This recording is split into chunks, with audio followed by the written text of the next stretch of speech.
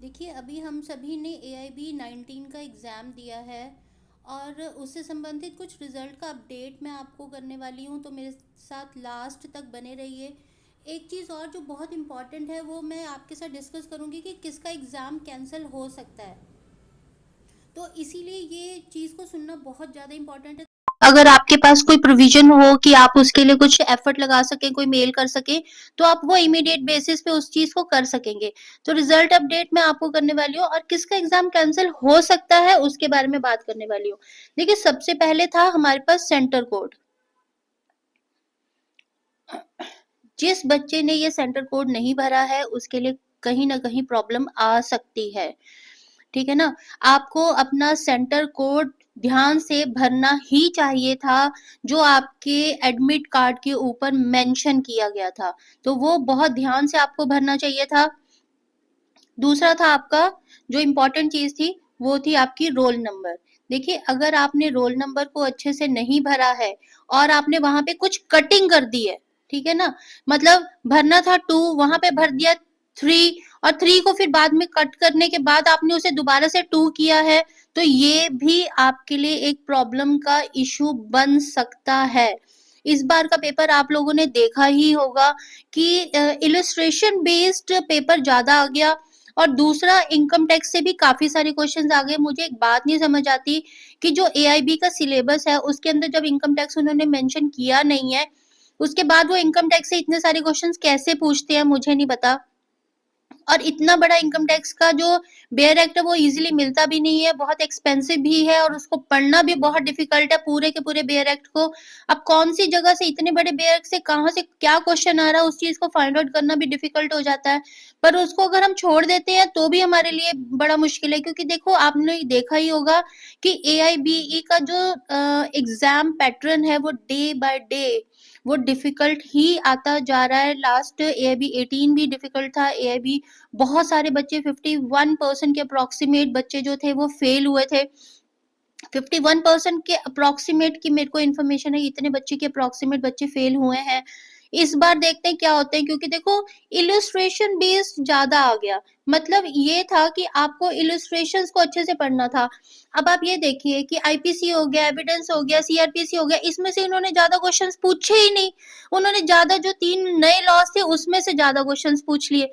भाई, अगर आपने नए लॉज में से ही क्वेश्चन पेपर बनाना था तो आपको पुराने लॉज को हमें पढ़ने के लिए इंसिस्ट करने की जरूरत क्या थी? आपने हमें सीधा ये बोलना था कि 3 नए लॉज ही पढ़ लो भाई।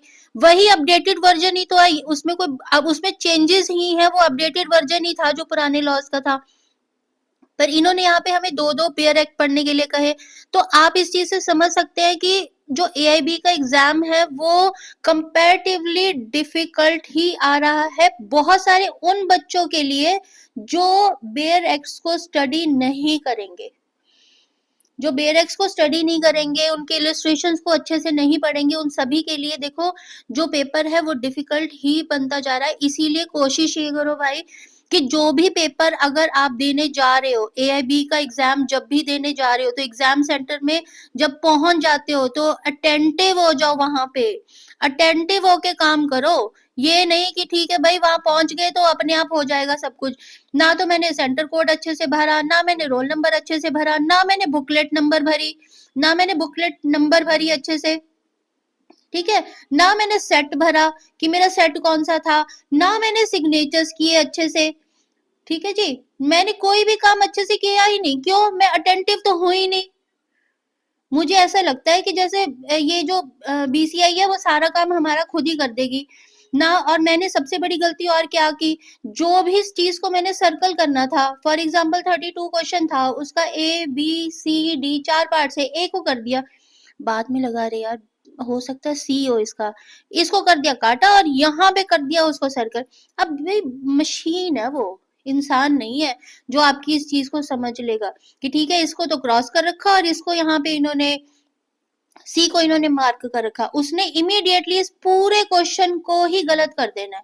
तो पहली बार में ही आपको जो भी भरना चाहिए था वो अटेंटिवली भरना चाहिए था। आप उसको क्रॉस चेक करते कि जो मैं चीज को ऐड ऑन कर रहा हूँ, जहाँ पे मार्क कर रहा हूँ, तो वो सही मार्क हो भी रहा है कि नहीं हो रहा।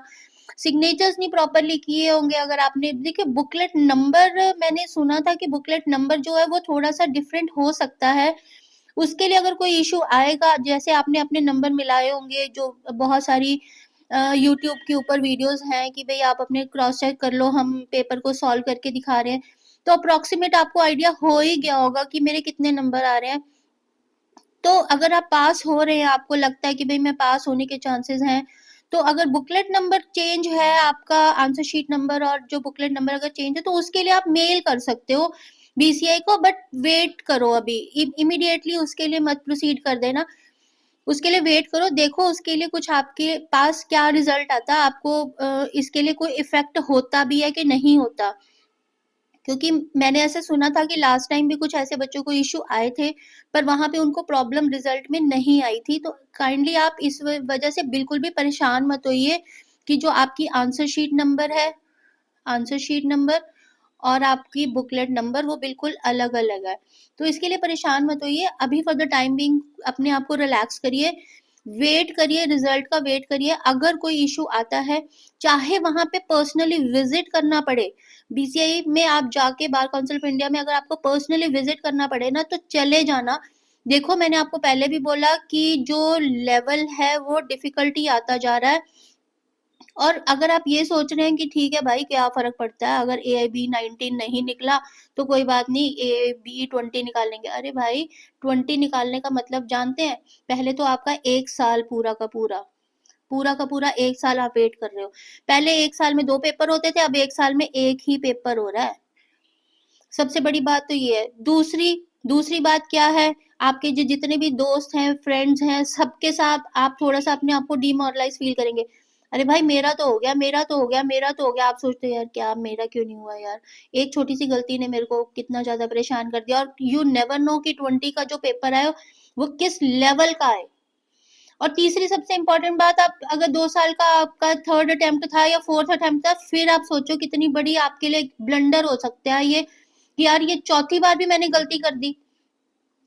तो जो भी काम करो ना बहुत अच्छे से करो। तो इस वजह से जब भी आंसर शीट को भरने लगते हो ना, बहुत अच्छे से समझदारी से बहुत अटेंटिव होके करना चाहिए। और सबसे बड़ी बात कि जो अटेंडेंट है ना वहाँ पे क्लास में जो खड़े हुए हैं, टीचर जो खड़े हुए हैं, उनको बोलो कि सर काइंडली मेरी एक बार इसको शीट को क्रॉस चेक कर लीजिए, कहीं मैंने कोई गलती तो नहीं करी। ये भी कर सकते हो आप। और वो इतने कोऑपरेटिव होते हैं कि वो इमीडिएट आपको बताएँगे कि कोई गलती होने से पहले, इससे बेटर है कि आप कोई गलती करें पहले ही पूछ लीजिए कि सर यहाँ पे क्या करना है, या मैम यहाँ पे क्या काम करना है मुझे।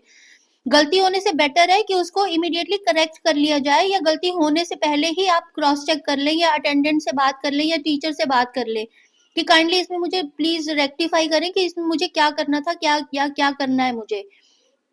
क्योंकि गलती होने के बाद की जो रेक्टिफिकेशन है ना, वो कंपैरेटिवली डिफिकल्ट है।